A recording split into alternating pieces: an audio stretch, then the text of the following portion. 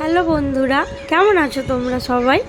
আজ চলে এলাম আর একটা নতুন ভিডিও নিয়ে। এই ভিডিওটা আমার খুব কাছে। এটা হলো জামাই ষষ্ঠীর ভিডিও। এবছরের জামাই ষষ্ঠীটা একটু অন্যরকম। গিয়েছিলাম আমার মামার বাড়ি ডায়মন্ড হারবার শিবানীপুরে।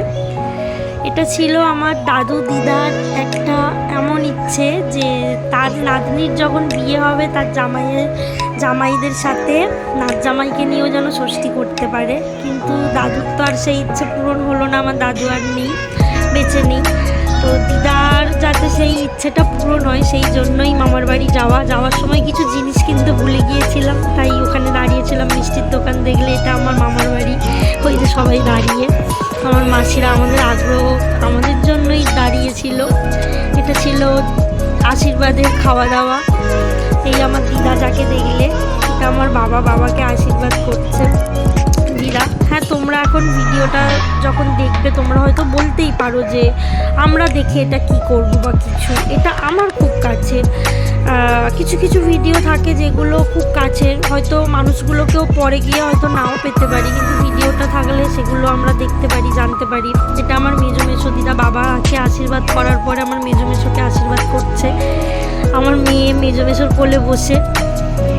এটাই বলার ছিল যে স্মৃতির পাতায় আর একটা হয়তো পাতা আমি যোগ করলাম বা অধ্যায় যোগ করলাম এই ভিডিওটার দরুন, যাতে আমার দিদা মনে কষ্ট না পায়, যাতে তার ইচ্ছাও পূরণ হয়। এখানে আমার মাসিরা হাই হ্যালো করছে, তারা সব হাসছে। জামাই ষষ্ঠী মানেই ছোটোবেলা থেকে জেনে এসেছি প্রচুর আনন্দ, কারণ এই মামার বাড়িতেই বাবা মার সাথে আসতাম। ছোটোবেলাটা আমার অনেক ভালোভাবে কেটেছিল সবাইকে নিয়ে। বিয়ে হয়ে যাওয়ার পরে যে যার সে তার মতন আলাদা। যাই হোক, 7-8টা বছর পরে আজ মামার বাড়িতে আবার জামাই ষষ্ঠী, নিজের মামার বাড়িতে সবার সাথে। এটা আমার ছোটো মেসোকে এবার দিদা আশীর্বাদ করছে। এগুলোই থেকে যাবে, পরে গিয়ে কি হবে না হবে জানি না। এই কারণের জন্যই এই ভিডিওটা করে রাখা, যাতে আমার এই কাছের মানুষগুলো দেখলে যাতে তাদেরও ভালো লাগে। এবার শাড়িগুলো দিচ্ছিল, আমি সেগুলোও ক্যাপচার করছিলাম।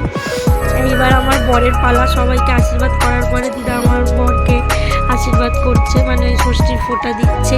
ওইদিকে আমার একটা মাসির ছেলে দাঁড়িয়ে আছে, ওর পেছনে লাগছিলাম প্রচণ্ডভাবে। ও একবার করে যাচ্ছে আর আসতে বলছিলাম তোকে ভিডিওতে নিচ্ছি।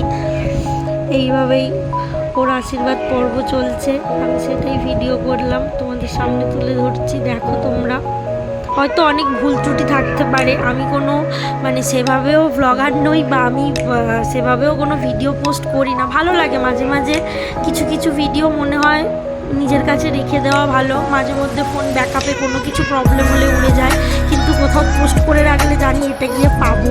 এই কারণের জন্যই হচ্ছে ভিডিওগুলো করে রাখা। এখানে আমার মাসির ছেলে দিদাকে কিছু বলছে, ওরা মিষ্টি চুজ করছিল কোন মিষ্টিটা কে খাবে।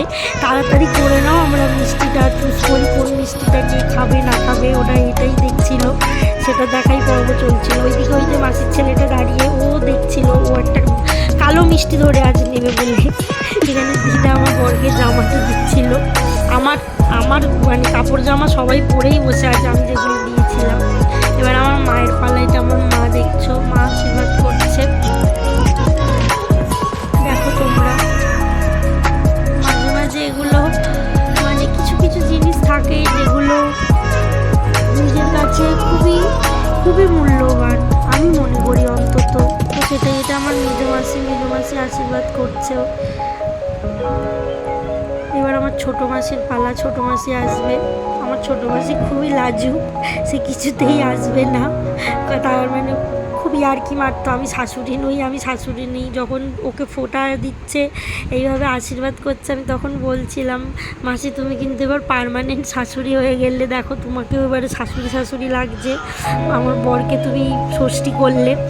এই মিষ্টি খাইয়ে দিচ্ছিল, ওই হাসাহাসি হচ্ছিলো, ওই জমার দিকে তাকিয়ে আমি তখন ওই কথাগুলো বলছিলাম। হ্যাঁ, এবার আমার মা, বোন, মাসিকে দেখো, দিদার সাথে আমি কিছু ভিডিও ক্লিপ ছবি তুলছিলাম, যেগুলো তোমাদেরকে দেখাবো বলে। এই দেখো তোমরা, মা আছে, আমি আছি, ওকে ডাকছিলাম বারবার করে, মামাম দেখ।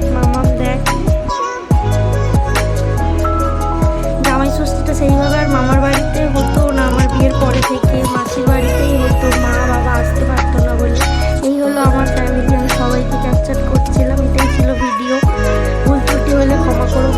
থেকো সবাই।